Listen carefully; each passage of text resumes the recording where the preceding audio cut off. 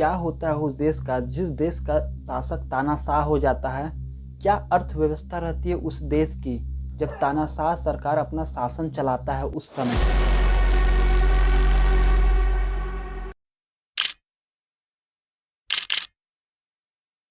और इंडिया क्यों नहीं खोल रहा है एग्रीकल्चर मार्केट अमेरिका के लिए?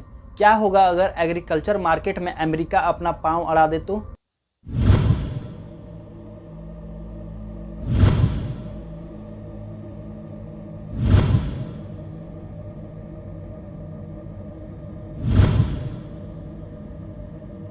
अमेरिका के राष्ट्रपति डोनाल्ड ट्रंप का कहना है, अगर इंडिया ने रूस से तेल खरीदा तो जो उसके ऊपर टैरिफ था 25%, वह 50% कर दिया जाएगा।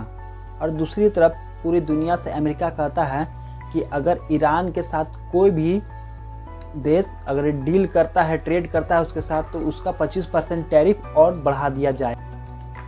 दोस्तों, इससे ऐसा पता चलता है कि अमेरिका के राष्ट्रपति डोनाल्ड ट्रंप पूरे देश का ऑयल का कंट्रोल अपने हाथों में लेना चाहते हैं। जैसे कि अभी वेनेजुएला पे कब्जा करके ऑयल का कंट्रोल अपने हाथ में ले लिया है। शुरुआत में मैं बता दूं कि टैरिफ होता क्या है, इसे क्यों बनाया गया था और किस देश में सबसे पहले इसका निर्माण हुआ।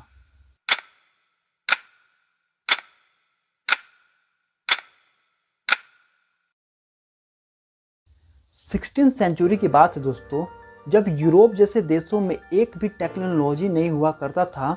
उस टाइम पर सबसे ज़्यादा ट्रेड होने वाला सामान अनाज और ऑयल था, जो कि एक कंट्री से दूसरी कंट्री पर जाकर ट्रेड करते थे। उस टाइम पर कोई भी टैरिफ जैसा टैक्स नहीं लिया जाता था सरकारों से। लेकिन यूरोप से एक उड़ता हुआ वर्ड आया, तरईफ, जिसका मतलब होता है इंट्रोडक्शन, इंफॉर्मेशन या अनाउंसमेंट। ये वर्ड 17 से 18 सेंचुरी में इंग्लिश और फ्रेंच भाषा में तरीफा बोला जाने लगा।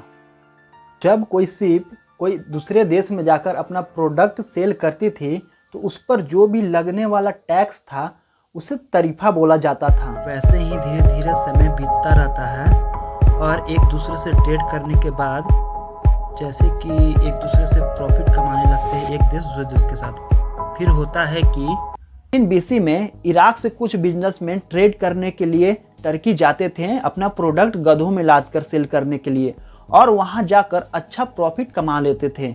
लेकिन वहां के रूलर ने देखा और उनसे बोला कि तुम तो हमारे एरिया में आते हो, अच्छा प्रॉफिट कमाते हो, हमारा रोड यूज करते हो, हमारा एरिया यूज करते हो, लेकिन हमें कुछ प्रॉफिट दिए बिना ही चले जाते हो। इसलिए आज के बाद से हमें तुम्हारे प्रॉफिट में से 2% कट चाहिए होगा। और जो छोटा सा हिस्सा टर्की के रूलर कलेक्ट करते थे उसे निसातुम बोला गया। वैसे ही देखा देखी और भी देशों ने निसातुम जैसा टैक्स वसूलना शुरू कर दिया था। हालांकि उनके नाम अलग होते थे। जैसे कि इंडिया में निसातुम जैसे टैक्स को शुल्क बोला जाता था, रोमन वाले सेम टैक्स को पोर्टोरियो बोलते थे, और ग्रीस के लोकल रूलर इसे पेंटाकोस्टी बोलकर नाम यूज करते थे। हालांकि ये तीनों चीज़ जो थी वो एक ही होती थी। लेकिन ट्रेड करने के लिए स्पेन से तुर्की जाना होता था तो उस समय एरोप्लेन की सुविधा नहीं हुआ करती थी, इसलिए समुद्री रास्तों से ज़्यादा डिस्टेंस कवर करके जाना पड़ता था, जिससे कि वहाँ के तुर्की के रूलर जो थे उन्होंने अलग अलग प्रोडक्ट पर टैक्स लगाना शुरू कर दिया था। जैसे कि कॉटन पे 2%, अनाज पे 3%, कॉटन पे 4%, ऐसे करके वह अपना तरीफा कलेक्ट किया करते थे। लेकिन ये टैरिफ लोकल मार्केट को बचाने का काम करती है, ऐसा यूरोप सरकार का कहना था।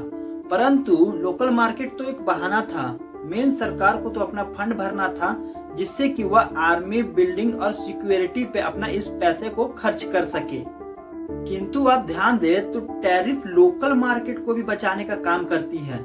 जैसे कि इंडिया और चाइना 1721 BC में ब्रिटेन में ट्रेड करने कपड़े लेकर जाते थे। उस टाइम पर ब्रिटेन में इंडिया और चाइना के कपड़े सबसे ज्यादा सेल होते थे ब्रिटेन के कंपैरिजन में।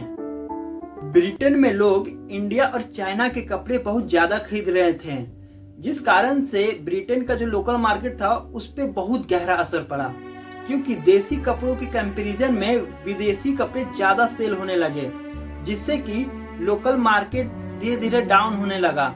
छोटे छोटे कपड़े दुकान बंद हो गए और बेरोजगारी और भूख लोगों की मेन परेशानी बन चुकी थी। तब सरकार ने एक डिसीजन लिया और विदेशी प्रोडक्ट बंद कर दिया ट्रेड करने अपने एरिया में।